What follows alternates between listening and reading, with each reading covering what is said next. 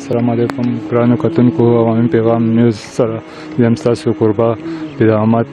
نن مونږ یو داسې موضوع باندې راوتي یو چې سوات زمونږ سوات چې دی ټول په ټوریزم باندې آباد دی او نن سبا حالاتو کې چې دی هغه مکمل څلورمه پنځمه میاشت هغه مکمل طور باندې بند شوي دي. زمونږ سوات معاشي حالات چې ټول په دریو میاشتو باندې چلیږي. هغه په دې ګرمیانو سیزن کې جون جولای او اګست دا درې میاشتې چې سوات ټوریزم سره سوات غریب ګاډو والا هم پې آباد دي، هوټل والا پې هم آباد دي او دا نور دا کم مقامي دکانداران چې دوی پې هم آباد دي. خو نن سبا ورځې کې هغه ټولې بندې شوي دي. نو موږ د دې په باره کې راوتو. نن موږ د دې خلکو نه د دې په باره کې رایه اخلو چې هغوی ته څه وایي، هغوی ته څه مشکلات دي په دې په باره کې. راځئ موږ سره اوسئ.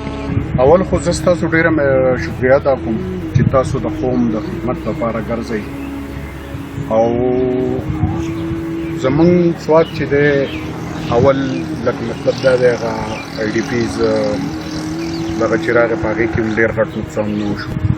اوس دا سیاحت د میلمانه چې راځي دا روکاویږي، نو دا زمونږ دپاره ډېر یو نقصاندی شی دی. حکومت له پکار ده چې په دې باندې څه غور وکړي، ځکه چې یې نه میلمانه راځي او د ډنډاکي نه واپس کېږي. دا زمونږ دپاره د تباهۍ سبب دی، خاص طور د سوات دپاره. زمونږ ټول دار و مدار په دې یو څو میاشتو باندې دی د سوات.